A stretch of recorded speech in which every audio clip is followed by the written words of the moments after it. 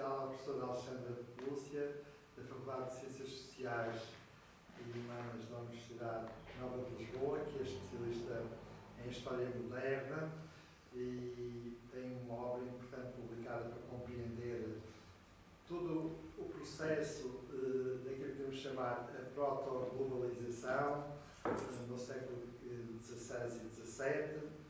E também duas boas-vindas ao nosso colega Dr. Ricardo Ventura, que fará o comentário crítico e que também tem feito investigação importante também no período da época moderna e os dois padrões pós-colonial fecundo.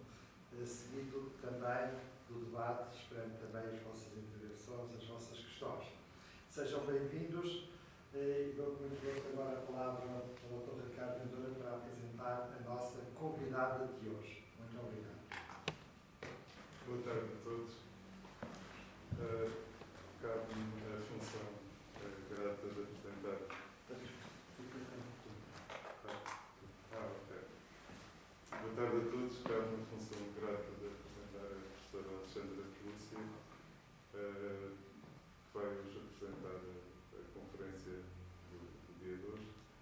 A professora Alexandra Lúcia é professora do Departamento de História da FCSH Nova. É professora visitante no programa de pós-graduação de História da América Latina e Mundos Indígenas da Universidade Pablo de la Vida, em Sevilha. Investigadora do CHAM, Centro de Investigação de História da Alemã, FCSH Nova, e coordenadora científica da Enciclopédia Virtual da Expansão. Tenho desenvolvido, como o professor José Eduardo Franco disse, um importante trabalho no âmbito da história do Império Português, com particular enfoque na reconstituição de percursos, figuras da elite governativa do Império Português. Esta é uma das linhas principais que eu poderia distinguir. E no âmbito dessa linha, destacaria algumas publicações, como a publicação da tese de doutoramento intitulada Martim Afonso de Sousa e sua linhagem, Trajetórias de uma elite no Império de Dom João III e Dom Sebastião, publicada pelo CHAM em 2009. Salientaria também a publicação Corte Cruzada e Império, Afonso Albuquerque, Corte Cruzada e Império, uma publicação da editora Temas e Debates de 2016, uma reconstituição do percurso de Afonso Albuquerque, um discurso que consegue ao mesmo tempo ser acessível ao público em geral e fazer avançar o estado da arte do conhecimento historiográfico sobre esta figura central do Império Português.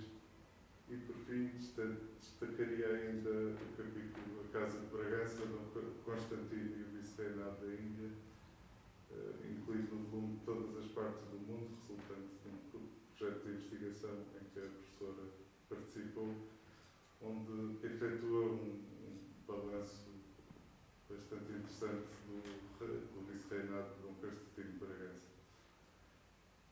Outra linha de investigação que destacaria tem que ver e que mantém relações com a primeira, que à partida podiam parecer insuspeitas, é o estudo da pirataria do corso português no Oriente, um importante aspecto daquilo a que Vínios chamava a sombra do Império, o conjunto de fenómenos ou componentes informais ou não oficiais do Império, mas que acabaram por desempenhar um papel determinante e manter ligações várias com a parte mais institucional, por assim dizer, ou mais oficial do Império. No âmbito desta linha, destacaria o volume Corsários e Piratas Portugueses, Aventureiros nos Mares da Ásia, publicado pela Esfera dos Livros em 2010, um volume que em certa medida desenvolve a dissertação, a reflexão desenvolvida na dissertação de mestrado de 1998. Por fim, destacaria ainda a participação em 2 volumes das obras pioneiras da cultura portuguesa, dirigidas pelo professor José Eduardo Franco e pelo professor Carlos Filhais, onde prefaciou e editou, em colaboração com o professor João Paulo Oliveira Costa, o Esmeralda Citus Orbis e o relato da viagem de vasta gama e da carta de vasto caminho. Hoje, a professora Alexandra Pelúcia traz-nos uma reflexão relativa a um tema que é aflorado pontualmente por diversas vezes, alguns dos seus estudos. Nós, pelo menos eu não conheço ainda um estudo especificamente sobre este tema, por isso com muita curiosidade que escutarei a apresentação, intitulada Muçulmanos e Cristãos na Aurora da Globalização, Complicidades e Conflitos nos séculos XVI e XVII. E passo a palavra a Sra. Muito obrigada. Eu começo por agradecer o convite que me foi dirigido para hoje estar aqui. É efetivamente um prazer. É mesmo a primeira vez que faço uma intervenção na Universidade Aberta, não é? Portanto, também por isso, obviamente, mais um motivo de satisfação e, obviamente, agradecer também a apresentação que foi feita. Bem, o tema, como já foi dito, que eu venho aqui apresentar, tem como título Muçulmanos e Cristãos na Aurora da Globalização, Cumplicidades e Conflitos nos séculos XVI e XVII.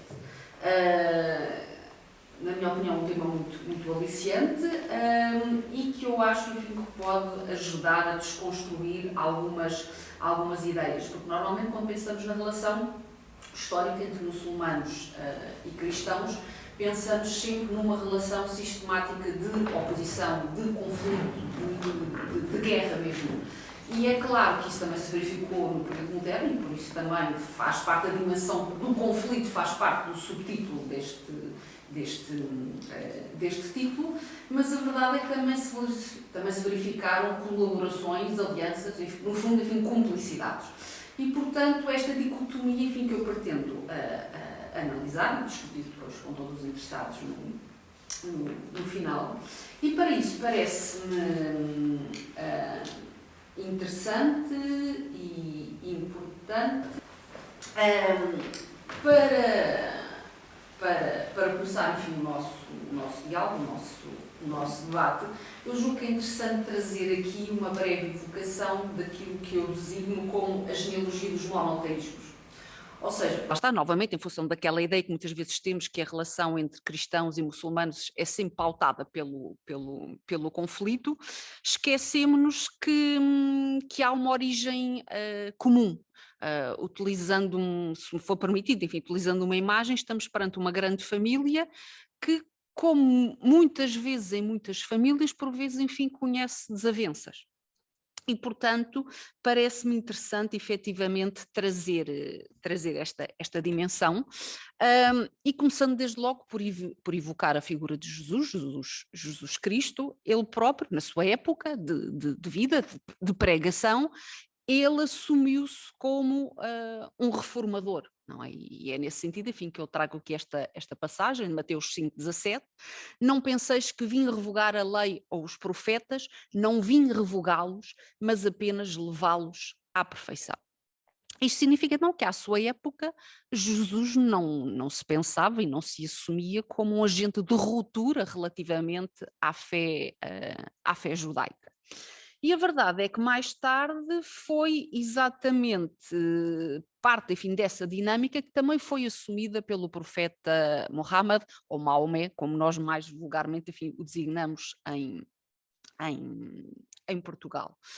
E nesse sentido importa de facto ter em consideração que a figura de Maomé, como eu vou passar a citá-lo, enfim, porque é aquilo de facto que se tornou mais vulgar entre nós, esta figura histórica surgindo ao nível da sua ação pública, da sua ação também de pregação, nos inícios do século VII, depois de Cristo, mais concretamente, enfim, por volta do ano 610, a emergência desta figura ocorre numa época em que efetivamente o cristianismo já está solidamente implantado, nomeadamente na região do Próximo Oriente, à altura dominado pelo Império Bizantino, e inclusivamente, enfim, tinha sido por volta do século V, século VI, que agentes bizantinos tinham começado, de fato, a proceder ao reconhecimento dos lugares santos do cristianismo na cidade de Jerusalém, e um reflexo disso mesmo é esta imagem que nós vemos aqui, um pormenor do mosaico da igreja de Madaba, feito no século VI e que evoca exatamente Jerusalém, Belém e o Mar Morto. Aqui vemos uma imagem mais aproximada enfim, de Jerusalém. E aqui temos de facto uma legenda desta mesma imagem, que é claramente perceptível a existência, o reconhecimento de vários espaços ligados ao cristianismo, com óbvio destaque para a igreja do Santo Sepulcro. Bem, e portanto significa isto que foi numa cidade cristianizada, em termos religiosos, numa cidade cujo domínio político também era assegurada por uma potência cristã, o Império Bizantino. É então nesta cidade que nos inícios do século VII se vai efetuar o cruzamento com a história do Islão. A imagem que vemos aqui corresponde a uma maquete da antiga cidade de Jerusalém, mais propriamente, enfim, no período bizantino. E eu vou só fazer uma pergunta aqui, se eu movimentar o rato, as pessoas veem, não é? Pronto, eu há bocado já devia ter feito isso anteriormente, mas não tinha a certeza se isso acontece, e portanto estou aqui a movimentar o rato, portanto, e exatamente este espaço sobre o qual está aqui o rato do computador, é um espaço, como podem ver, por comparação com o resto da cidade, parece um espaço arrasado, e efetivamente era um espaço arrasado. Era aqui que se situava o antigo espaço do templo judaico.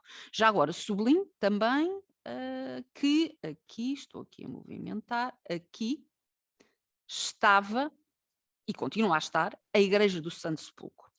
Ora, e aquilo que aconteceu então nos inícios do século VII foi que, de acordo, eu sublinho, de acordo com a tradição e com a fé islâmica, o profeta Maomé, ainda antes de abandonar a cidade de Meca em direção a Medina, no movimento histórico que ficou conhecido como a Hégira, portanto, ainda antes disso acontecer, portanto, antes do ano 622, o profeta teria sido levado pelos céus até Jerusalém, e uma vez chegado a Jerusalém, exatamente aqui no espaço onde anteriormente se situava o templo judaico, teria sido depois conduzido novamente numa viagem, mas agora através dos chamados 7 céus, sendo que nesta segunda componente da viagem, portanto numa primeira tinha-se deslocado durante a noite, através de uma montada alada de Meca para Jerusalém, e chegado a Jerusalém teria sido novamente transportado, mas agora através dos chamados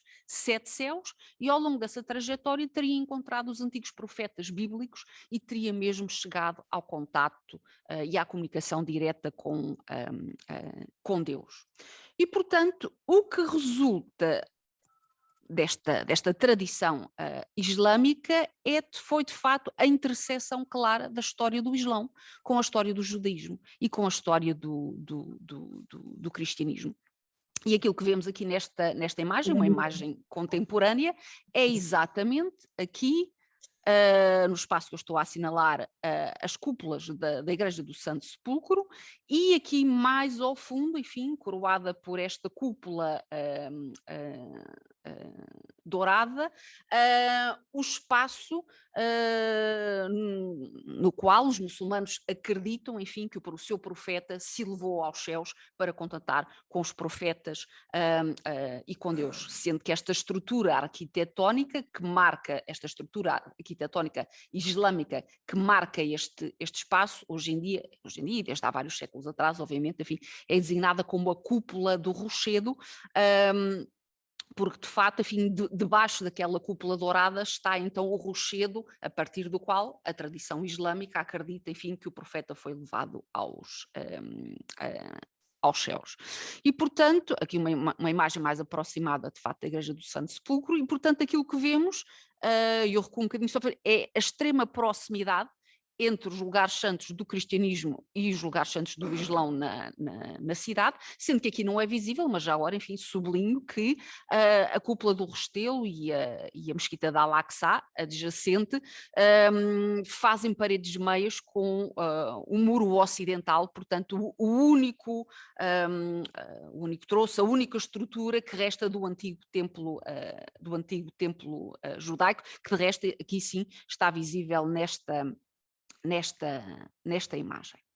E, portanto, isto significa que ao longo do tempo, esta partilha religiosa de um espaço, obviamente, deu origem às dissensões que nós conhecemos. Ao mesmo tempo, é importante sublinhar que na origem o profeta Maomé sublinhou a ligação da sua mensagem às mensagens religiosas anteriores e fê-lo da seguinte forma, desde logo através de um hadith, um chamado dito do profeta, que eu passo a ler, portanto um discurso direto atribuído ao profeta, de acordo com o qual ele terá afirmado: não haverá nenhum profeta depois de mim. Aliás, de acordo com o Islão, Maomé é considerado o selo dos profetas, no sentido em que vem concluir, encerrar o trabalho de toda uma linhagem de profetas. E, portanto, terá então anunciado Maomé: não haverá nenhum profeta depois de mim. A minha relação com a longa cadeia de profetas pode ser compreendida com a parábola de um palácio. O palácio estava maravilhosamente construído, tudo estava completo, exceto o espaço para um tijolo. Eu ocupei esse lugar e o palácio ficou completo. Portanto, estamos perante a ideia de um edifício religioso que vem ser concluído e aperfeiçoado por ação de Maomé. E se pegarmos no Alcorão, concretamente, enfim, no capítulo 4, versículo 136, percebemos novamente a continuidade que é afirmada relativamente às mensagens religiosas anteriores, nomeadamente através deste conteúdo, através desta mensagem: ó vós que credes, crede em Deus, no seu enviado, ou seja, Muhammad, Maomé, e no livro que se revelou ao enviado, portanto, o Alcorão, mas, e agora vejam bem também, e no livro que se revelou anteriormente. Quem não crê em Deus, nem nos seus anjos, nem nos seus livros, nem nos seus enviados, nem no último dia, está profundamente extraviado. E, portanto, claramente, por esta via é salientada a importância de Maomé e da mensagem por ele revelada, o Alcorão, mas é sublinhada a linha de continuidade relativamente aos textos anteriores, nomeadamente ao Antigo Testamento e o Novo Testamento, e também uma linha de continuidade relativamente a todos os profetas anteriores. Portanto, novamente, o que está em causa, de acordo com o Islão, é o aperfeiçoamento da mensagem e, sobretudo, a conclusão, não é? O fim da revelação decidida por Deus. Obviamente, judeus e cristãos não aceitam esta visão, pronto, e portanto, e aqui temos então boa parte da explicação para os conflitos que sucederam nos séculos seguintes, e portanto, reitero ou volto à mensagem original que vos transmiti: estamos perante uma mesma família religiosa que ao longo da história se foi dividida em 3 ramos, sendo que estes 3 ramos, ao longo do tempo, obviamente, foram conflituando. Bem, apesar de tudo, apesar deste conflito, julgo que é importante sublinhar, lá está, que ainda hoje em dia, na atualidade, apesar de tudo, se tenta continuar a construir pontos, não é? E por isso também trago aqui mais estas imagens, em que nós vemos aqui à direita a Igreja do Santo Sepulcro, e aquilo que está mesmo em frente à Igreja do Santo Sepulcro é uma mesquita muçulmana, a mesquita de Omar, cuja entrada aqui está, e hoje em dia é, por exemplo, possível ver um placar com esta mensagem retirada do Alcorão e que se reporta a uma afirmação de Jesus incluída no Alcorão. E, portanto, eu sublinho, estamos perante um placar contemporâneo e, portanto, apesar de tudo, e nesta cidade, a cidade santa para as três religiões, a tentar chamar-se a atenção também para os pontos de contato existentes entre estas crenças. Bem, e, portanto, posto este pano de fundo, acho eu que agora estamos em condições de perceber o porquê, de facto, de ao longo do período moderno, claro que ao longo do período medieval isto também sucedeu, mas agora aqui, o que nos traz aqui à discussão é, de facto, o período moderno, em que medida é que houve uma relação de confrontação, de conflito, mas também de colaboração entre entidades cristãs e muçulmanas, mais especificamente entre portugueses e muçulmanos, porque obviamente, enfim, se estamos a considerar o período moderno, os portugueses foram os cristãos que mais se salientaram, vamos dizer assim, desde logo, em termos quantitativos, no relacionamento com espaços islâmicos, e, portanto, é isso então que vamos passar a analisar. E apesar, enfim, do foco da nossa conferência estar nos séculos XVI e XVII, temos que olhar, obviamente, também para a centúria anterior, para o século XV, na medida em que, de facto, em que foi dos fenómenos, das conjunturas vividas no século XV, que verdadeiramente se chegou à globalização da relação entre cristãos e muçulmanos nos séculos seguintes. E, portanto, não pretendendo, enfim, perder muito tempo com esta dimensão, que eu quero sublinhar, enfim, é por todos nós bem conhecido, que o século XV foi, por excelência, um período de confrontação militar e ideológica entre os portugueses e os muçulmanos no norte da África, obviamente a partir da conquista de Ceuta em 1415. Mas também quero sublinhar que o processo de expansão marítima, o processo de exploração geográfica da costa ocidental africana, processo que nós podemos cunhar verdadeiramente de revolucionário, foi exatamente este processo que deu origem à chamada Revolução Geográfica do período moderno. Um dos objetivos que motivou o infante Dom Henrique nesse sentido esteve exatamente relacionado com o antagonismo relativamente, enfim, a forças muçulmanas. Em que medida que, e esta informação é-nos dada por Gomes de Zurara na sua crónica da Guiné, na medida em que o infante desejava saber, indagar, até onde é que, a sul do Cabo Jador, até onde é que se estendia o poder muçulmano, para depois, também, em colaboração com eventuais aliados cristãos, nomeadamente o famoso reino do Preste João, que pudesse vir a ser encontrado nessas paragens, estabelecer uma aliança que permitisse, de facto, lutar contra a presença dos muçulmanos no norte de África.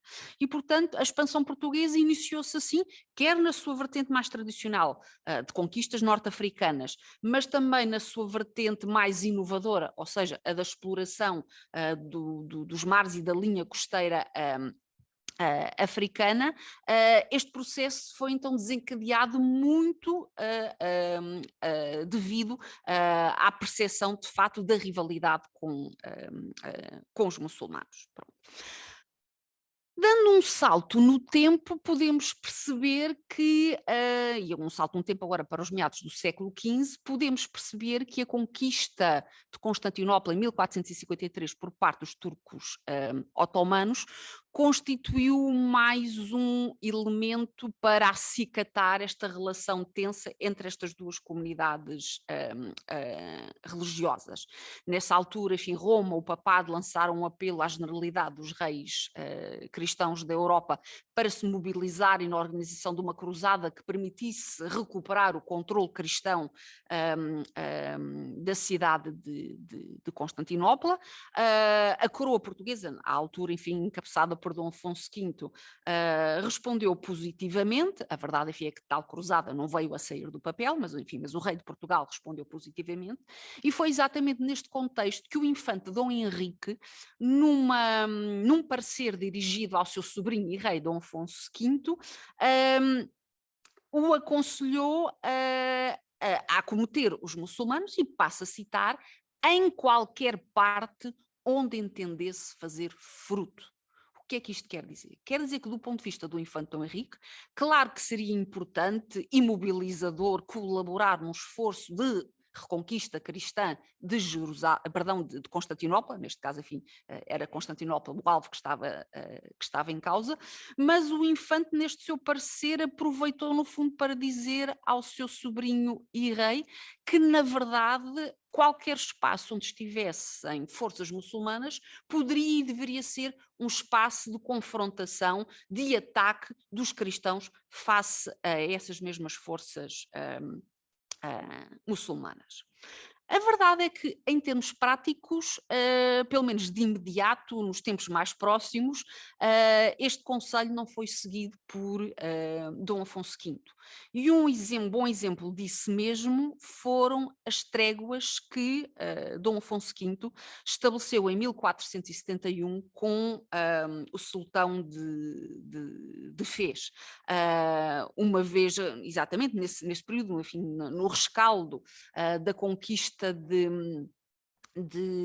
Arzila e da ocupação de Tânger, o rei de Portugal entendeu por bem, enfim, estabelecer essas tréguas, que foram aceitos pela parte contrária, pelo sultanato de Fez, e foi exatamente a partir desta época que, por excelência, antes já tínhamos alguns indícios nesse sentido, mas foi sobretudo então a partir desta época que se desenvolveu a chamada experiência dos mouros de pazes, ou seja, populações muçulmanas que viviam em zonas controladas por portugueses ou nos respectivos interlandes, que aceitavam o poder e a autoridade portuguesa, que pagavam tributo aos portugueses, mas também, e eu sublinho este aspecto, também se disponibilizavam a colaborar militarmente com os portugueses em caso de necessidade. E esta foi uma realidade, de facto, esta experiência dos mouros de pazes, que se prolongou desde a época de Dom Afonso V até, por excelência, até ao reinado de Dom Manuel I. Não obstante, apesar de ser o reinado de Dom Manuel I, enfim, a última grande fase, enfim, desta experiência, importa ainda sublinhar que um pouco mais tarde, entre 1538 e 1543, voltou a ser estabelecida um novo acordo entre a coroa portuguesa e, neste caso, enfim, o sultanato de Fez, dirigido pela dinastia dos Oatácidas, que, perspectivando como um rival comum a dinastia dos Sádidas de Marrakech, se coligaram política e militarmente. E, portanto, isto significa, e eu acho que é muito importante chamar a atenção para isto, que quer forças cristãs, neste caso portuguesas, quer forças muçulmanas, neste caso associadas ao sultanato de Fez, poderiam dinamizar relações completamente alicerçadas naquilo que hoje em dia, e desde o século XIX, enfim, é um conceito criado nessa época, no século XIX, mas baseado naquilo então que hoje diríamos realpolitik. Ou seja, no fundo, pragmatismo na condução da política e da guerra, e acrescentaria eu, enfim, se calhar talvez com alguma excessiva liberdade da minha parte, mas também não esquecendo, lá está, os pontos de contato religiosos entre as duas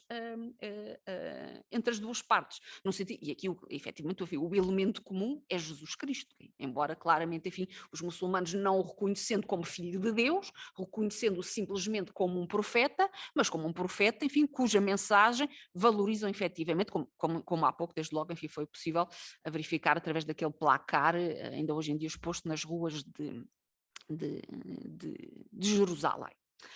Ora, apesar de termos então estas experiências de contato, vamos dizer, de confronto, mas também de contato e de colaboração entre portugueses no norte da África, a verdade é que podemos dizer que quando Dom Manuel I subiu ao trono português, em 1495, e ele se conservou até à data da sua morte, em 1521, podemos dizer que Dom Manuel I assumiu por completo a doutrina henriquina, ou seja, aquele aspecto para o qual eu já há pouco chamei a atenção, aquele conselho dado a Dom Afonso V, no sentido acometamos os muçulmanos onde quer que eles estejam.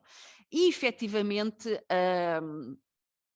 foi essa linha de pensamento e de ação que podemos reconhecer no reinado de Dom Manuel I.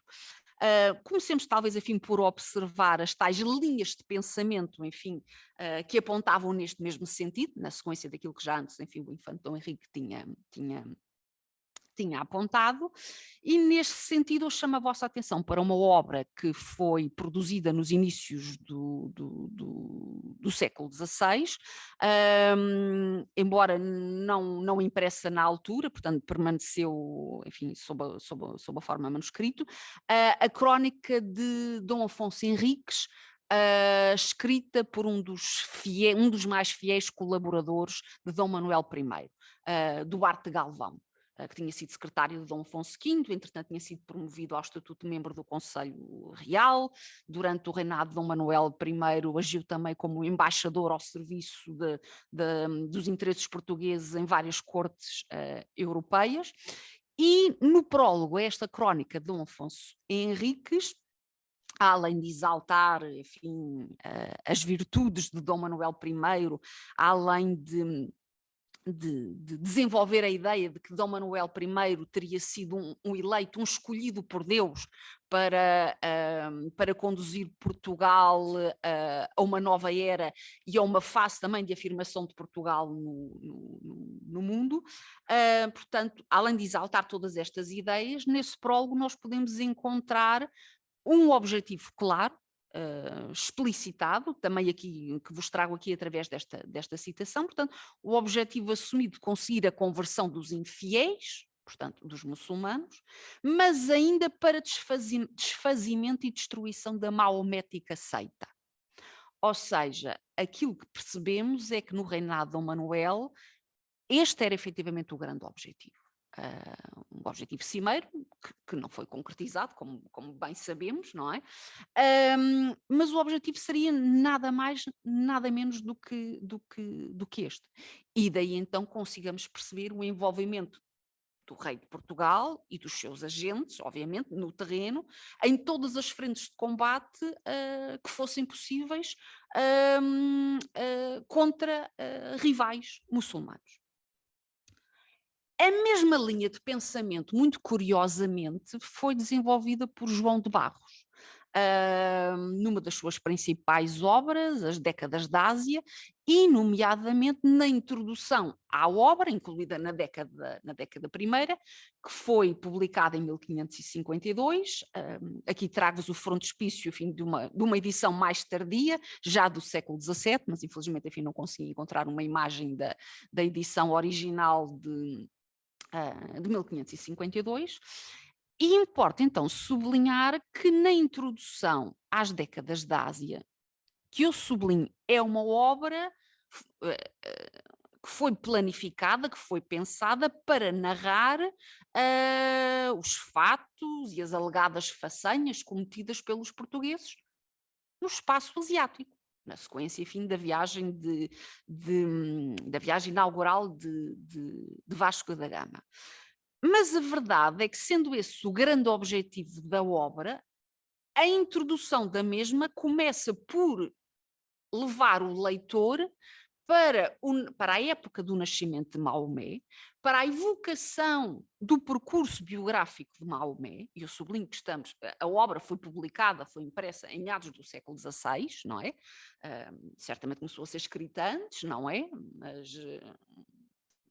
Mas não 40 anos antes, não, certamente apenas alguns anos antes, e portanto, a meados do século XVI temos então um João de Barros, com uma perspectiva histórica, a narrar o nascimento do profeta do Islão, a sua ação de pregação, evocando-se ainda depois o grande período das conquistas territoriais islâmicas fora da Península da Arábia, evocou ainda de seguida depois a dinastia dos Omíadas e o conflito aberto, enfim, gerado com a dinastia dos Abássidas, isto que nos remete, enfim, para um contexto dos meados do século VIII, para depois chegar à narrativa da invasão da Península Ibérica e para, a partir daqui, então, justificar ideologicamente o comprometimento da Casa Real Portuguesa desde a origem, não é? Desde a época de Dom Afonso Henriques, não é? E já agora foi exatamente nesse sentido, enfim, que Duarte Galvão tinha escrito uma crónica de Dom Afonso Henriques, também para exaltar essa mesma ligação da Casa Real Portuguesa, uma tradição que acompanha a evolução do Reino de Portugal desde a origem, sendo que estamos então a falar de uma tradição de combate ao rival muçulmano. E, portanto, teria sido esse comprometimento, lá está, a herança do legado da chamada Reconquista, enfim, que os reis de Portugal teriam assumido desde a época de Dom Afonso Henriques, ao longo da Idade Média, até à definição territorial portuguesa, em meados do século XIII, depois também ainda incluindo, pensando, por exemplo, na participação portuguesa na Batalha do Salado, em meados do século XIV, até se chegar então ao período da expansão com tudo aquilo que eu já falei, enfim, relativamente ao século XV. E, portanto, isto significa que claramente há setores intelectuais e políticos portugueses que estão completamente imbuídos desta ideologia, lá está, e já agora desta concepção linear de história, através do qual foi usada a relação com os muçulmanos para dar justificação a toda uma série de intervenções portuguesas. Ora, no reinado de Dom Manuel I foi possível observar também, e como nós sabemos bem, foi neste período, efetivamente, podemos dizer que de um ponto de vista geográfico se está de fato a alcançar a globalização, não é? No sentido em que a partir da Europa se conseguiu de facto conhecer bem todos os contornos do continente africano, que se alcançou a Ásia, e a Ásia também passou a ser muito melhor conhecida, e também, exatamente neste período, enfim, se alcançando o continente americano, e mais especificamente naquilo que tem a ver, enfim, com a história de Portugal, chegando-se ao contato com o espaço brasileiro. E, portanto, é mesmo esta realidade global que está presente no chamado planisfério decantino, enfim, planisfério anónimo, porque não sabemos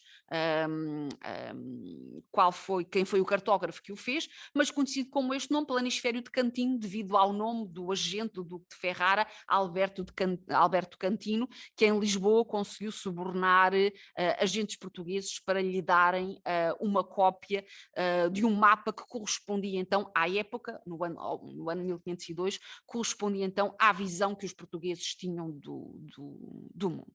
Ora, e é extremamente interessante que nesta visão que os portugueses tinham do mundo, a mais completa, a mais perfeita possível naquela época, há um elemento aqui que claramente se destaca. E eu vou aqui tentar, esperando que consiga e que à distância esta ampliação funcione, não é? Espero que sim. E, portanto, eu estou aqui com o rato, novamente, a circular a representação, claro que limitada, não é? De uma cidade neste mapa. E que cidade é esta? Jerusalém. E, portanto, ou seja, e isto é extremamente interessante, como é que um mapa português, um planisfério, vamos sublinhar, um planisfério dos inícios do século XVI, que está a mostrar tantas novidades do ponto de vista geográfico, não é? Em que figura aqui, por exemplo, também São Jorge da Mina, estou a mostrar aqui, São Jorge da Mina, agora deixem-me um pormenor, São Jorge da Mina, a parte de Jerusalém, já agora de Roma, São os únicos espaços humanizados, urbanizados, que são representados no mapa. E claramente a importância de Roma tem a ver com a circunstância de ser a sede da cristandade, não é? A sede da curia papal. São Jorge da Mina tinha uma importância inestimável para a coroa portuguesa, uma vez que era de lá originário o ouro que ajudava a custear boa parte destas intervenções portuguesas no mundo. Pronto, e Jerusalém, óbvio, toda a importância simbólica religiosa da cidade, sobretudo para um rei que já percebemos que está empenhado e que está apostado em tentar erradicar o Islão da face da terra. E, portanto, é esta dimensão que está também aqui a falar connosco através deste mapa, não é? Um mapa, obviamente, corresponde a uma representação iconográfica de um espaço, não tem texto, não é? Mas é esta a mensagem que o mapa nos comunica. E no seguimento desta mesma ideia, apresento-vos outro mapa, neste caso, mais especificamente uma carta náutica, atribuída a Jorge Reinel, que terá sido produzida por volta de 1510, da qual dispomos um facsímile aqui no nosso Museu de Marinha em Lisboa. E esta carta náutica tem a particularidade, enfim, de apenas representar naquilo que ao Atlântico diz respeito, enfim, o extremo meridional do continente. E depois representa, sobretudo, enfim, o Índico Ocidental e as terras adjacentes, nomeadamente a costa oriental africana, a península da Arábia,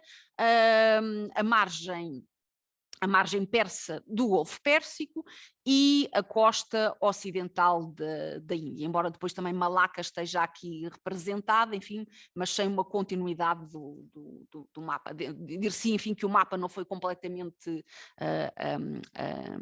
finalizado. Ora, mas porquê é que eu acho então interessante este mapa? Porque estão também aqui evocadas várias cidades que estão aqui identificadas, e elas estão identificadas através aqui destes letreirozinhos, vamos chamar-lhes assim, mas eu quero chamar a atenção não para todas estas cidades que estão aqui identificadas, obviamente que estavam relacionadas com interesses portugueses, enfim, porque em 1510 os portugueses já estavam a controlar ou então tinham a ambição de as vir a controlar. Pronto, mas o meu objetivo não é perder tempo agora com isso, o meu objetivo é chamar a atenção para a evocação de 2 destes espaços. E fazemos isso através de uma imagem mais aproximada. Portanto, já agora volto só atrás para perceberem, já agora dizer-vos, aqui temos uma representação do Mar Vermelho, ou do Mar Roxo, também, como na altura os portugueses o citavam, e depois então temos aqui um mar vermelho, que na verdade aqui até parece que uma cor era alaranjada, e vamos novamente ainda tentar ampliar mais a imagem. E agora acho que sim, acho que toda a gente consegue ler as legendas. E aquilo que vemos então, uma representação mais uma vez de Jerusalém, mais a norte, e mais a sul, no território da Arábia, uma representação de Meca. E portanto, isto significa então que, obviamente, com base naquilo que já analisámos face ao planisfério dito de Cantino, vemos que de facto não foi uma mera coincidência, não foi um ato isolado a representação, a figuração de Jerusalém.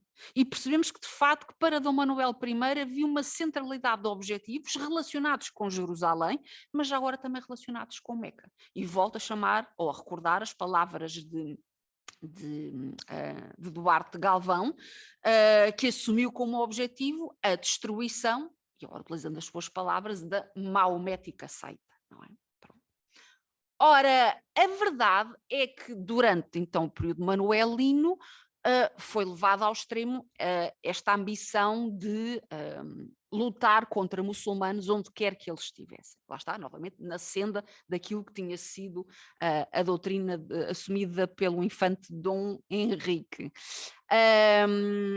Então, de que forma é que podemos assistir ao desenvolvimento destas várias frentes de de combate. Desde logo, por exemplo, nos inícios do século XVI, na assistência que foi dada por Dom Manuel aos venezianos, na luta contra os turcos otomanos, nomeadamente, enfim, na zona do Mediterrâneo Oriental, através do envio de uma armada, no ano 1501, encabeçada por um dos principais membros da sua corte, o Conde de Tarouca.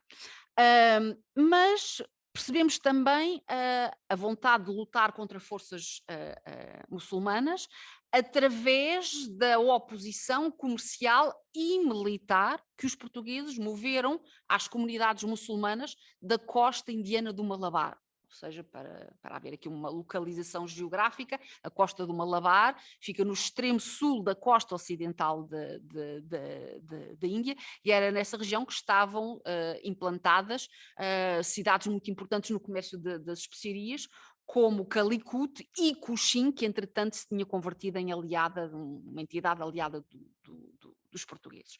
Portanto, nessa zona do Malabar, então os portugueses moviam concorrência comercial, mas também militar, às forças muçulmanas, e passaram a fazer o mesmo na zona do Estreito de Meca. Isto logo no período inicial, de 1502 e 1503. A partir de 1502 temos uma primeira armada portuguesa estacionada em permanência na zona do Malabar, e em 1503, com continuidade, obviamente, enfim, nos anos seguintes, assistiu-se a uma primeira deslocação de uma armada portuguesa para a zona do Estreito de Meca para tentar, efetivamente, bloquear o acesso da navegação e do comércio muçulmano a essa mesma região.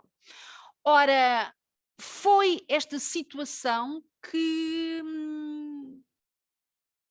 evoluiu, digamos assim, no sentido da agudização do conflito, da tensão com uma entidade que à altura Dom Manuel I designava sintomaticamente também como o Soldão da Babilónia. Enfim, Soldão, isto quer dizer o sultão, e a Babilónia, enfim, não havia efetivamente ninguém que nominalmente se intitulasse Sultão da Babilónia, não é? Aqui Dom Manuel fala da Babilónia como uma evocação, como uma encarnação do mal. Não é? E quem era este então? Quem era este sultão da Babilónia? No fundo, era o sultão da dinastia dos Mamelucos, sediada no Cairo, e que, a partir do Cairo, governava o Império dos Mamelucos, que controlava o Egito, que controlava a faixa da Síria e da Palestina, que controlava também os lugares santos da cristandade e do Islão. E, portanto, foi neste contexto desta agudização de conflitos com os muçulmanos no Índico Ocidental, e por essa via chegando cada vez menos cargas de especiarias ao Egito controlado pelos mamelucos, que o sultão mameluco no ano 1504 enviou para Roma, diretamente para Roma, uma ameaça para a cristandade e uma ameaça para Dom Manuel I. E a ameaça era muito simplesmente esta: se os portugueses não suspendessem, se não terminassem as suas operações militares e comerciais no Índico, ele, sultão mameluco, poderia decidir-se pela destruição dos lugares santos do cristianismo que ele controlava. Pronto. E foi exatamente também neste contexto então que podemos perceber a ofensiva diplomática manuelina que foi desenvolvida entre os anos de 1505 e 1506, no sentido, de facto, de tentar mobilizar reis da Europa para a Grande Cruzada. E o que seria isto da Grande Cruzada? A tentativa, o esforço cristão de recuperar em definitivo Jerusalém para mãos cristãs. Ora, curiosamente, foi também neste ano 1506 que Dom Manuel I enviou para o Índico Afonso de Albuquerque. Afonso de Albuquerque, que à data iria assumir apenas as funções de capitão-mor do Mar da Arábia, mas vejam bem, enquanto capitão-mor do Mar da Arábia, ele teria exatamente essa responsabilidade de bloquear o caminho, o acesso dos muçulmanos ao Estreito de Meca, mas eu sublinho também que em 1506, quando saiu de Lisboa, Afonso de Albuquerque já ia indigitado para suceder a Dom Francisco de Almeida no governo dos interesses portugueses na Ásia.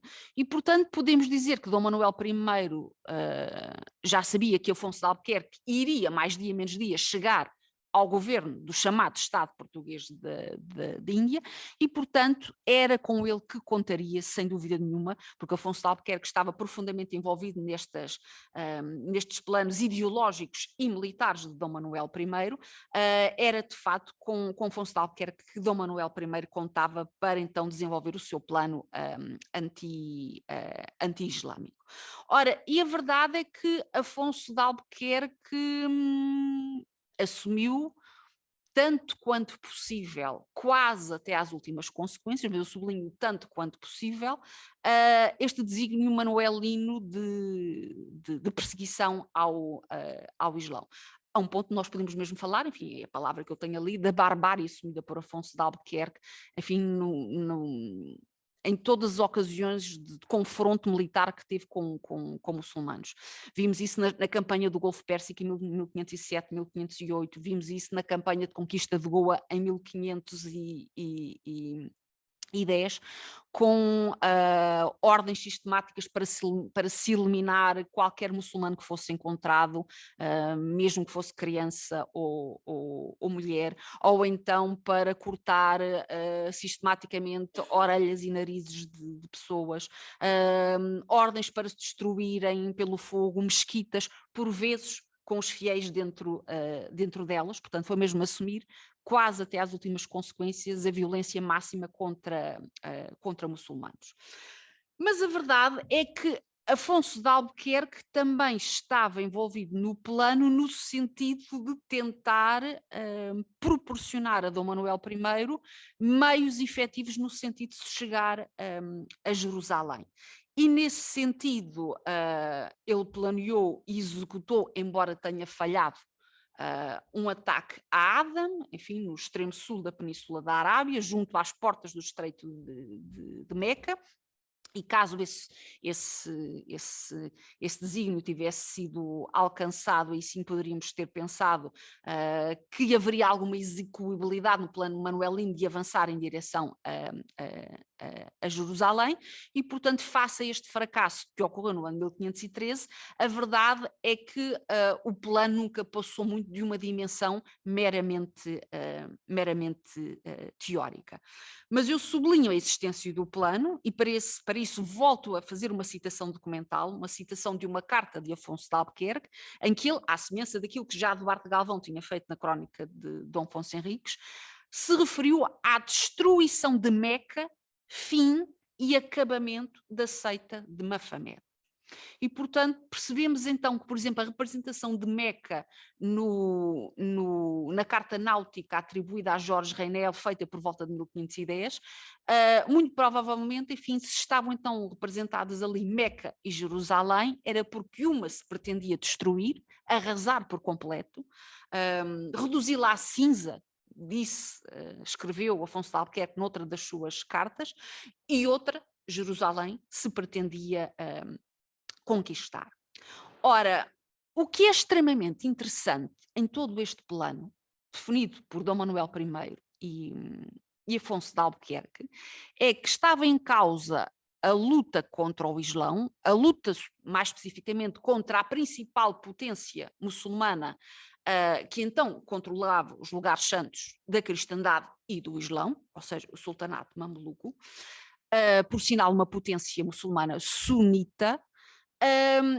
E para esse fim, estas autoridades portuguesas, e em particular Afonso de Albuquerque, novamente, é só lermos as cartas de Afonso de Albuquerque que encontramos estes detalhes, para esse efeito, Afonso de Albuquerque pensou em estabelecer uma aliança com a Pérsia dos Safávidas. Ora, e que entidade é esta? A Pérsia dos Safávidas, portanto, o Império Persa, dirigido pela dinastia dos Safávidas, mas importa sublinhar que desde o século VII, desde os meados do século VII, independentemente das dinastias concretas, a Pérsia era um espaço islamizado. A grande novidade que tinha ocorrido é que os Safávidas tinham chegado ao poder nos inícios do século XVI, praticamente ao mesmo tempo que os portugueses estavam a chegar ao Índico, e a grande novidade era que os Safávidas, esta nova dinastia, que passou a controlar, esta nova dinastia muçulmana que passou a controlar o espaço persa, representava um poder xiita. E, portanto, curiosamente, então, aquilo que os dirigentes portugueses pensam é, tendo em consideração a tradicional animosidade que muitas vezes redunda em guerra entre muçulmanos sunitas e xiitas, vamos nós, cristãos, tentar estabelecer uma parceria política e militar com outra potência militar, mas cuja confissão religiosa é muçulmana xiita. E temos inclusive a descrição em cartas de Afonso de Albuquerque em como, se este plano fosse executado, as forças do Shah Ismail da Pérsia poderiam partir do respectivo território, portanto Pérsia, e avançar até ao Cairo, ao mesmo tempo que Dom Manuel I avançaria com forças cristãs pelo Mediterrâneo em direção a Jerusalém. Pronto, aquilo que ninguém esclarece é o que é que, havendo este objetivo de acabar com a seita de Mafamed, o que é que se fariam aos aliados muçulmanos xiitas, caso tudo isto corresse bem, não é? Caso conseguisse eliminar o sultanato dos mamelucos, caso conseguisse reconquistar Jerusalém. Portanto, não vou especular, enfim, porque as fontes nada indicam sobre este aspecto. Portanto, aquilo que vou sublinhar é efetivamente este aspecto de ter sido cogitado e terem existido efetivamente aproximações diplomáticas à Pérsia dos Safávidas e também ter havido interesse nos Safávidas em se relacionarem com os portugueses. Nós sabemos, por exemplo, que em 1515 o Shah Ismail da Pérsia, que no ano anterior tinha sido derrotado estrondosamente pelos otomanos na Batalha de Chaldiran, em 1515 estava a pedir armas aos portugueses. E, portanto, novamente, lá está, a colaboração possível, ou a tentativa de colaboração, novamente a realpolitik a instalar-se. Bem, o tempo vai avançando, eu se calhar o tinha aqui previsto e falar também um bocadinho da intervenção de Dom Manuel no Norte de África, mas se calhar vou avançar. Apenas para, apesar de tudo, sublinhar que no âmbito desta estratégia de luta sistemática contra muçulmanos, onde quer que eles estivessem, Dom Manuel também não enjeitou o território norte-africano, não é? O período manuelino foi o último grande período em que ainda se observou expansão geopolítica e geoestratégica dos portugueses no norte da África.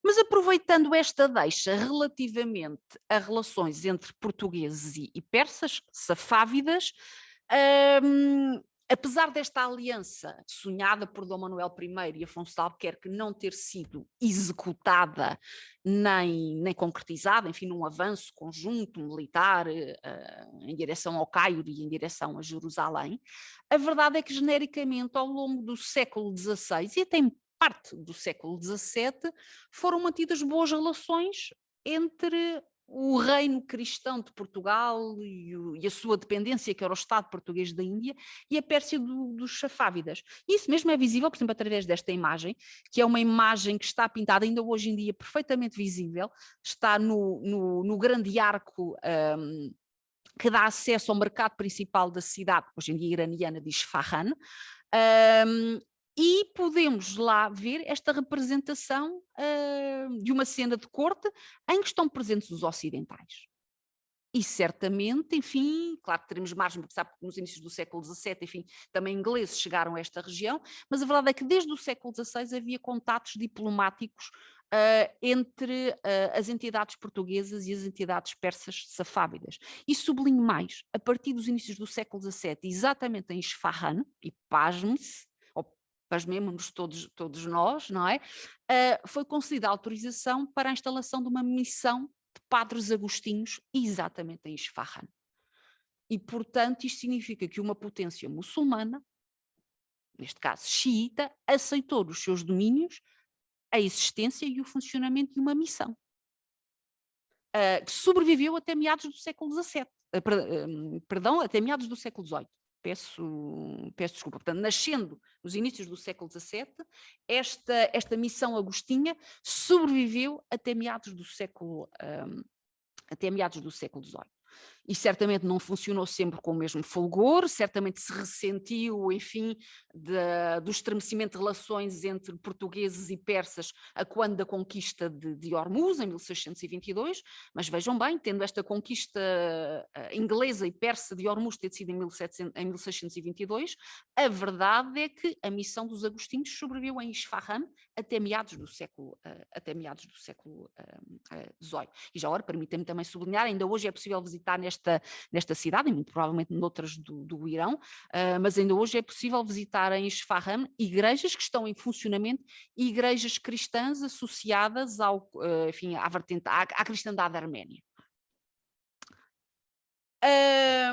No período, nos reinados seguintes, portanto, Dom João III e Dom Sebastião,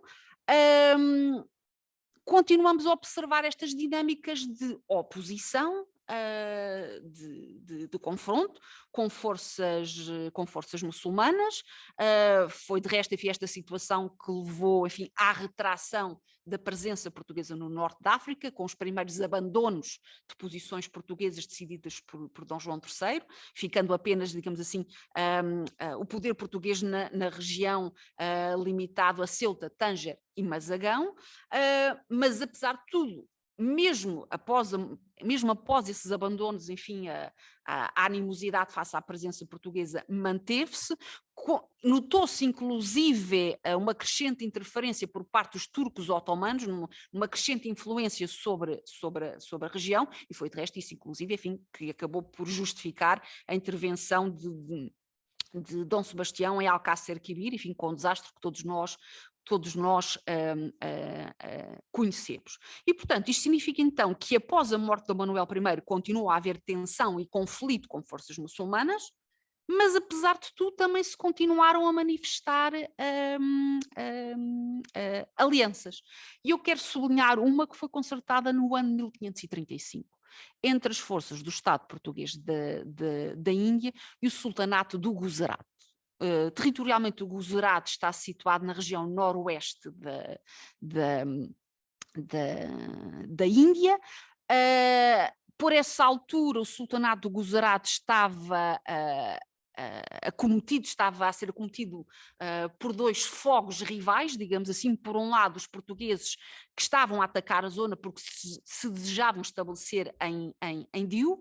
Por outro lado, o Sultanato do Guzarat estava também a enfrentar oposição, guerra movida por outro rival, neste caso também muçulmano, em concreto, enfim, o Império Mogol, que entretanto tinha nascido na região em 1526 e que estava a dominar genericamente, enfim, o norte do subcontinente indiano. E, portanto, encurralado entre dois fogos, aquilo que aconteceu foi que o Sultanato do Guzarat optou por fazer a paz com os portugueses, nomeadamente entregando Diu aos portugueses, mas solicitando uma contrapartida. E que contrapartida foi esta? Que os portugueses o ajudassem na luta militar contra o Império Mogol. E efetivamente assim aconteceu. Martim Afonso de Sousa, que foi o grande negociador da aquisição portuguesa de Diu, disponibilizou-se para ele em pessoa, à frente de uma hoste portuguesa, ajudar o sultão do Guzarat nas suas campanhas militares contra o Império Mogol. E, portanto, durante algum tempo tivemos um oficial superior português. À data tinha o título de capitão-mor do Mar da Índia, portanto era o segundo da hierarquia portuguesa na Ásia, a lutar ao lado de forças muçulmanas contra outras forças muçulmanas do subcontinente indiano, mas que à época representavam de facto a grande potência em ascensão. E muito sintomaticamente Martim Afonso de Sousa justificou esta posição numa carta que escreveu exatamente em novembro de 1535 para o rei Dom João III, dizendo, e isto é muitíssimo significativo, porque nesta carta ele dizia que o Império Mogol era composto por gente da geração dos tártaros, ou seja, ele estava a evocar as origens dos mogóis na Ásia Central, e que em termos militares eram gente que não tinha comparação com as outras gentes da Índia. E mais, acrescentou ele, se nós não ajudarmos agora estas gentes, nomeadamente o Sultanato do Guzarat, mais dia menos dia somos nós que temos que nos haver com o Império Mogol. E, portanto, novamente a real política em cima da mesa. Bem, apesar de tudo, antes de avançar para depois terminar brevemente, não queria também deixar de evocar outra conjuntura de oposição, de conflituosidade entre portugueses e muçulmanos, que levou, digamos assim, do ponto de vista geopolítico e geoestratégico, levou ao extremo esta animosidade entre portugueses e forças muçulmanas. Estou-me a referir à chamada crise militar de 1575, que afetou o Estado português da Índia. Que crise militar foi esta?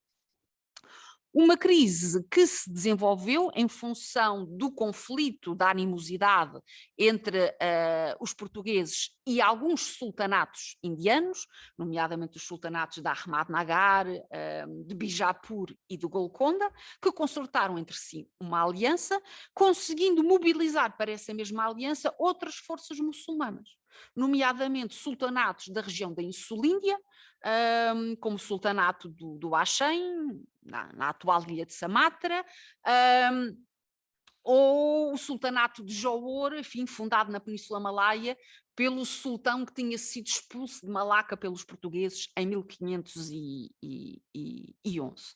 E de forma muito significativa, embora de forma indireta, digamos assim, os turcos otomanos também deram a sua colaboração a esta frente muçulmana anti-portuguesa. Porquê? Porque despacharam para estes aliados mercenários, forças militares disponíveis a lutar ao seu lado. E, portanto, é neste sentido, e foi por isso que eu ali escrevi, enfim, podemos falar de um arco de oposição aos portugueses que se estendia desde Istambul, tornada capital do Império Otomano desde os meados do século XV, não é? Até à Insulíndia. E, portanto, certamente havia uma conjuntura muito grave que o Estado português da Índia viveu. Ora, mas significativamente, exatamente nesta altura, exatamente quando está a terminar esta crise militar, já agora, a qual, apesar de tudo, os portugueses sobrevivem com o mínimo de danos, apesar de tudo, está a começar uma relação muito especial.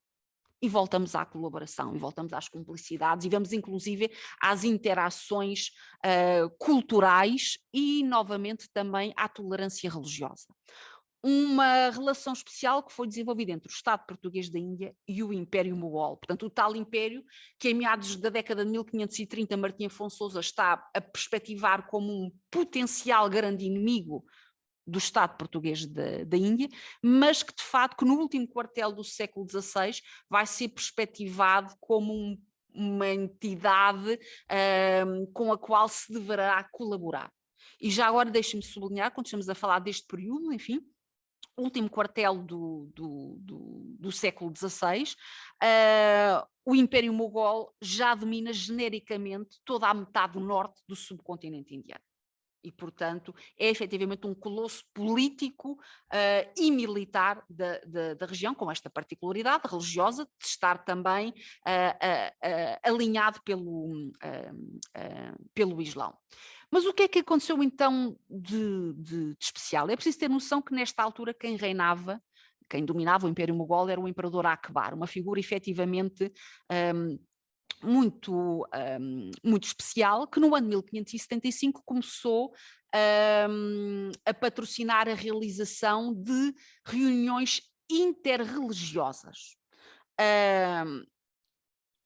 Deixe-me também chamar a atenção que, porque me esqueci há pouco de o fazer, houve um acontecimento que potenciou esta aproximação entre portugueses e mogóis neste período, que tem a ver com a circunstância de, entre 1570 e 1572, finalmente, os mogóis terem conseguido conquistar o Sultanato do Gujarat. O Sultanato do Gujarat, onde os portugueses estavam instalados exatamente em Diu, mas também em Damão, também em Baçaí. E, portanto, foi a partir desta circunstância e declarando o imperador Akbar a sua autorização para a permanência dos portugueses na região, porque convenhamos, enfim, o Estado português da Índia era uma potência militar, mas sobretudo em termos marítimo-navais, não era uma grande potência militar em termos terrestres, e portanto, se o colossal Império Mogol decidisse avançar sobre as posições terrestres portuguesas em Diu, em Damão e em Bassaim, facilmente as conquistaria. Mas a verdade é que os mogóis também tinham interesse nos portugueses, e nomeadamente de Akbar.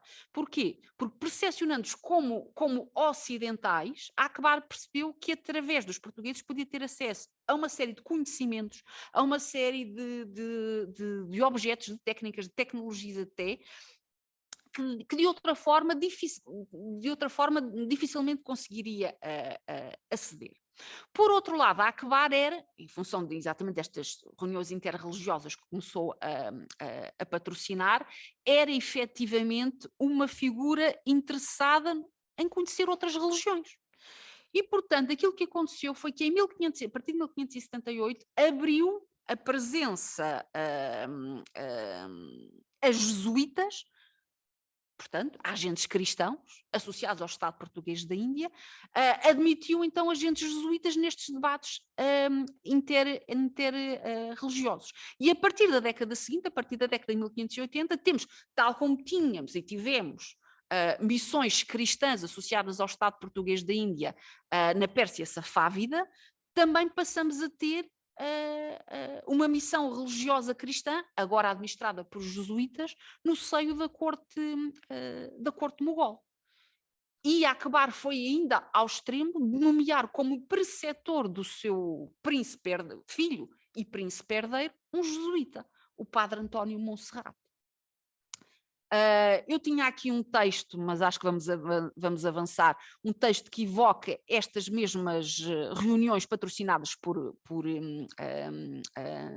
Akbar, mas apesar de tudo não resisto a ler as 3 primeiras linhas. Uma das coisas peculiares que aconteceram neste ano, estamos a reportar-nos ao ano 1578, foi que homens letrados do Khorasan, do Iraque, da Transoxiana e da Índia, doutores e teólogos, xiitas e sunitas, cristãos, filósofos e brahmanos, ou seja, hindus, se juntaram na corte sublime deste monarca para discutirem então matérias religiosas. E, portanto, enfim, quando pensamos, enfim, no Papa João Paulo II e nas reuniões ecuménicas feitas em Assis, se calhar podemos olhar para estas reuniões como uma espécie de precursoras destes diálogos ecuménicos, e aqui vejam, temos de facto uma representação iconográfica destas mesmas reuniões, Akbar sentado debaixo do céu a presidir a estes debates, e aqui à esquerda, sem qualquer margem para dúvida, reconhecemos os agentes, os padres da Companhia de Jesus.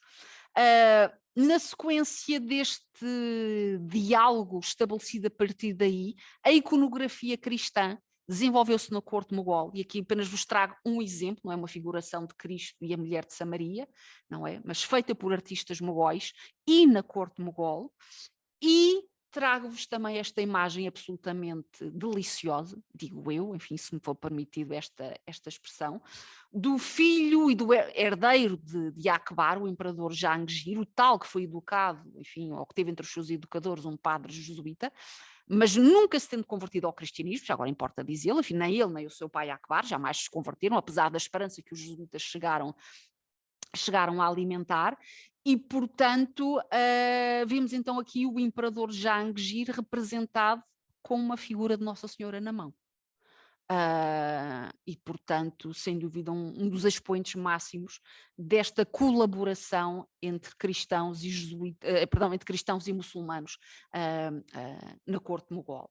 Importa, no entanto, sublinhar que foi exatamente a partir do reinado de Jahangir, enfim, que também ingleses passaram a ter acesso a esta corte, e que a partir daí as relações com o Estado português da Índia e com a comunidade cristã católica, agora especifiquemos, não é? Porque os ingleses também eram cristãos, mas anglicanos, se começaram a estremecer, e foi exatamente também durante o reinado de Jahangir que, apesar de tudo, enfim, começaram as primeiras perseguições aos cristãos do Império Mogol.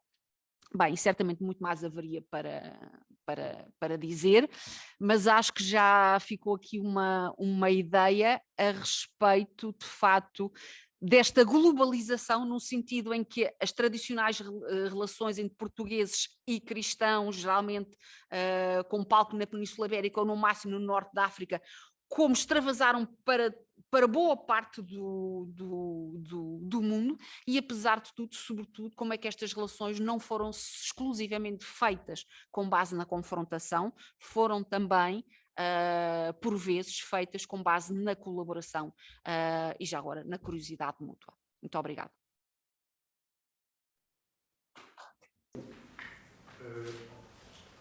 Eu agradeço muito a conferência da professora Alexandra Lúcia, riquíssima, um percurso muito longo, que cobre várias figuras e zonas geográficas muito variadas. Eu estava a tomar algumas notas gerais, mais do que para fazer uma espécie de resumo do que foi dito, para tentar pensar algumas linhas de fuga a partir do que foi dito. Uma questão que me surge logo à partida é que esta perspectiva muito interessante de tentar pensar que, para além da conflitualidade também pontos de contacto, uma questão que me surge imediatamente é se essas linhas de contacto não dependem mais ou da fragilidade de algumas das forças que se coligaram com Portugal, como o caso do sultanato do Gerard, ou, como é o caso do chá da Pérsia e da corte de Akbar, depende da grandiosidade destes reis, destas figuras. Pronto, sabemos que, em particular, a corte de Akbar foi um momento absolutamente excepcional da história da humanidade, de encontro de culturas de várias partes do mundo. Uma espécie de, como disse, uma espécie de primeiros encontros ecuménicos em que foi possível estarem a discutir no mesmo patamar pessoas de várias confissões religiosas. Pronto, esta é uma questão que me ocorre porque os portugueses apresentam-se como uma potência hegemónica, com um poder militar esmagador do marítimo, e também porque que é uma questão com que eu me deparo no meu trabalho e que me levanta muitos problemas, que é de uma manifesta incapacidade, ou demonstrada incapacidade que existia em Portugal, provavelmente em virtude desta doutrina, da doutrina henriquina, de sistematização e de atenção ao outro islâmico, excetuando talvez momentos raros como o Nardo. Não houve, que eu saiba, a criação de uma escola de conhecimento do árabe ou de outras línguas orientais, que não se conhece ao contrário do que acontece em outros reinos europeus, grandes tratados, grandes súmulas de conhecimento sobre o islamismo. E é outra questão que me surge, que tenha-se em Portugal, em função da posição política e militar que Portugal desempenhava neste momento, em função desta doutrina henriquina ligada também a todo um sistema de ideologia imperial e todo um sistema de ideologia profética que depois se prolonga até bastante tarde, se toda essa forma de perspectivar o outro islâmico não terá, de certa forma, travado o processo de conhecimento, como a professora disse no início, os portugueses são aqueles que mais se relacionaram com o Islão, mas, a meu ver, não são de todo aqueles que mais falam do Islão nos livros, na arte. ciência produzida na altura. Também recordei, quando falou da crónica de Eduardo Galvão, da crónica de Dom Afonso Henriques de Eduardo Galvão e da introdução às décadas da Ásia, puxando um pouco a brasa à minha sardinha, lembrei-me também do Clarimundo, que remete do Clarimundo Barros, que é um livro de ficção, uma novela, que tenta fundamentar uma ascendência húngara húngara e bizantina vista para toda a coroa portuguesa, mostrando que de facto enraizava nos acontecimentos de Constantinopla, em 453, enraizava-se todo um sistema de pensar os desígnios da coroa portuguesa.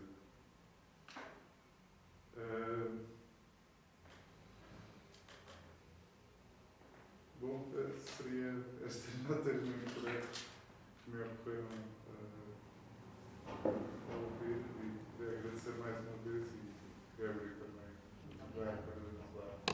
Sim, com isto o espaço de perguntas, as pessoas que estão a acompanhar-nos a partir da internet, se tiverem alguma questão que queiram colocar à professora Alexandra Lúcia, Agradecer os parabéns.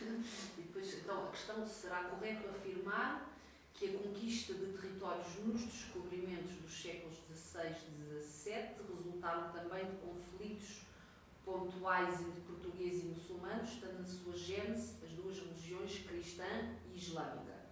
Os conflitos político-militares entre várias parcelas do mundo, África e Ásia do Sul, provocaram avanços e recuos na conquista de novas terras. Confesso que preferi uma pergunta oral, porque não sei se compreendo bem o sentido da pergunta.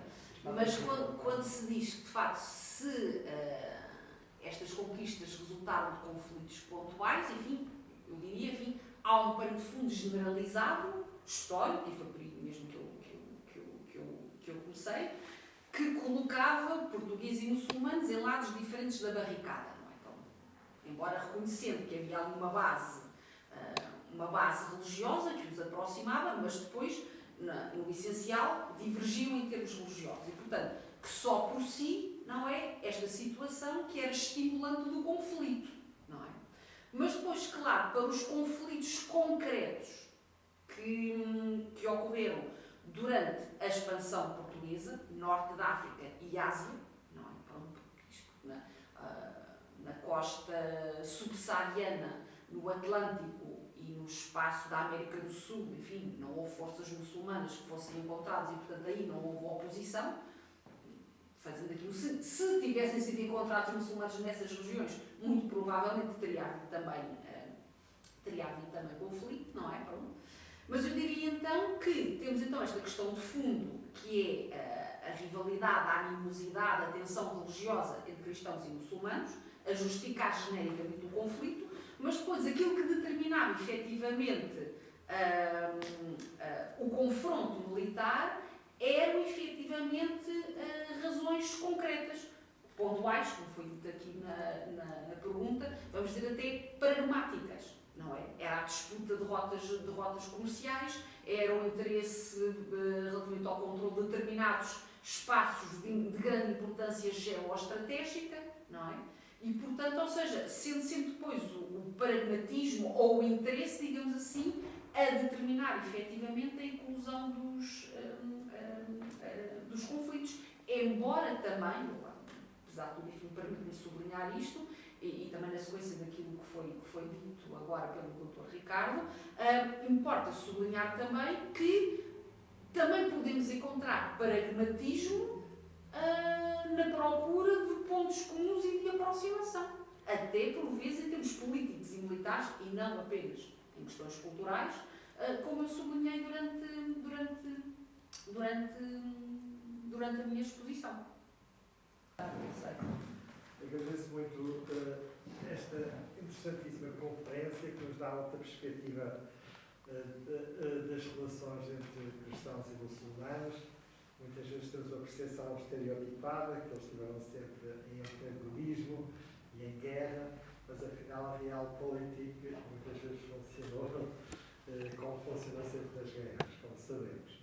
E a pergunta é, mas em relação a essas alianças que foram feitas no terreno, se assim quisermos dizer, com várias fações, várias correntes dentro do islamismo, se tens alguns dados sobre como é que isso depois era gerido no contexto da corte portuguesa, que tinha esta determinação, este ideário de guerra total contra os muçulmanos. Por exemplo, a corte do Manuel tinha esse projeto imperial de criar um império global cristão, esmagando de forma definitiva em todas as esferas do Islã. Como é que essas articulações, essas alianças, depois aqui são geridas internamente, dado que internamente passava-se a imagem desse combate tinha estado sempre como objetivo prioritário e fundamental. Como é que o plano de Cais era gerido e era aceito, havia uma espécie de condescendência da parte do rei e da corte. Há dados para perceber como é que todo esse processo de cooperação era gerido, dado que estávamos a criar no século XVI e XVII as sociedades monolíticas fechadas, onde não havia nem deste lado nem do outro tolerância para haver diversidade religiosa, mas pelos vistos, até temos no próprio território que temos no Irão, houve essa tolerância, essa aceitação, quando deste lado não havia. Como é que todo esse processo era gerido e aceito? Ou fechava-se os olhos, simplesmente? Ou havia mesmo a documentação que fala da apreciação desse processo de negociação e de concessão? Bem, muito obrigada pela questão. Bem, naquilo que diz respeito ao reinado de Dom Manuel I, temos o grosso da documentação está de facto relacionada com as cartas de Afonso de Alquerque. Portanto, ou seja, são as ideias, são as tentativas de Afonso de Alquerque. E não temos as respostas da parte da coroa. Por outro lado, também importa sublinhar outro aspecto, é que, havendo estas aproximações no reinado de Manuel I, entre portugueses e safávidas, traduzidos em contactos diplomáticos, não é? Por exemplo, a embaixada que Afonso de Alquerque enviou à Pérsia Safávida em 1515, ou antes, a embaixada que os próprios persas tinham enviado a Goa em 1513. A verdade é que, em termos de aliança político-militar, nada foi concretizado, nada foi selado, digamos assim. Ou seja, havia uma ideia teórica, uma possibilidade, não é? Mas, por exemplo, eu há pouco sublinhei, durante a minha intervenção, que em 1515 o Shah Ismail, na sequência da derrota pesadíssima que tinha sofrido o ano anterior às mãos dos otomanos, pediu armas a Afonso de Alquerque, imediatamente armas de fogo, porque os safávidas até então tinham-se destacado por se manterem muito tradicionais na sua forma de guerrear, enquanto que os otomanos, de forma muito mais precoce, tinham aderido às armas de fogo. Não é? E a verdade é que não temos quaisquer notícias de que Afonso de Alquerque ou os seus sucessores, porque Afonso de Alquerque morreu depois em dezembro desse mesmo ano, não é? Portanto, mesmo que quisesse, não teria tido tempo para disponibilizar armas aos seus, vamos dizer, amigos safávidas, mas a verdade é que os seus sucessores também não fizeram nada do género. Eu nunca vi qualquer indicação nesse sentido, não é? E, portanto, ou seja, naquilo que diz respeito a esta ligação entre portugueses e persas safávidas, no período de Dom Manuel I, isto não passou de teoria, não passou de discurso, não é? Embora tenha ficado, isso parece-me interessante e importante sublinhar, embora tenha ficado algo palpável, que foi de facto esta tradição de relacionamento diplomático entre as duas partes, não é? A ponto, lá está, de se aceitar a instalação de uma missão de Agostinhos em território persa, não é? Que só pode ser um resultado dessa relação minimamente normal, minimamente positiva, para não dizer até mais do que minimamente, não é? Pronto. Agora, é interessante que quando Martim Afonso de Sousa, em 1535, se posicionou ao lado do sultão do Guzarat para lutar contra o Império Mogol, aquilo que eu leio na carta que ele escreveu ao rei Dom João III, já não é Dom Manuel I, é claramente uma justificação.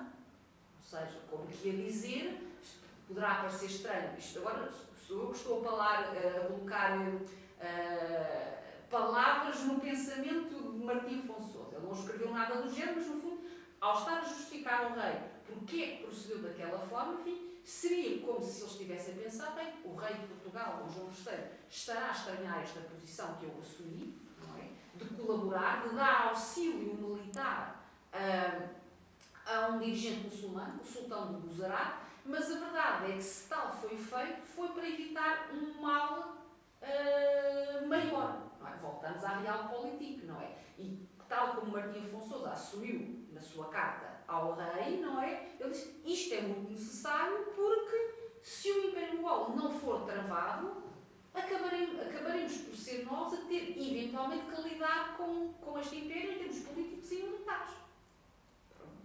Tal, efetivamente, não veio a suceder, não é? E depois até, inclusive, chegados àquela época, no último quartel do século XVI, de colaboração, mas, novamente, também podemos dizer aqui, se há esta colaboração, a colaboração partiu da curiosidade, do interesse cultural e religioso de Akbar, mas também partiu claramente do pragmatismo português. Faz esta noção de que, perdoem a expressão, não é? Que o Estado português da Índia, em termos de força ao lado, de forças convencionais, terrestres, militares, ao lado do Império Mogol, o Estado da Índia seria uma espécie de formiga e o Império Mogol seria o elefante, não é? E, portanto, não conviria arriscar, digamos assim, uma relação mais tensa, até conflituosa com o Império Mogol, porque se o Império Mogol, de facto, por terra, decidisse investir contra forças portuguesas, dificilmente o Estado português da Índia poderia resistir. Portanto, novamente o pragmatismo a ter lugar, mas um pragmatismo que, pelo menos durante um certo período de tempo, resultou em troca de experiências, em autoconhecimento, ou um conhecimento recíproco, não é? E do qual resultaram, no plano religioso, mas no plano artístico, não é? De facto, resultados muito interessantes.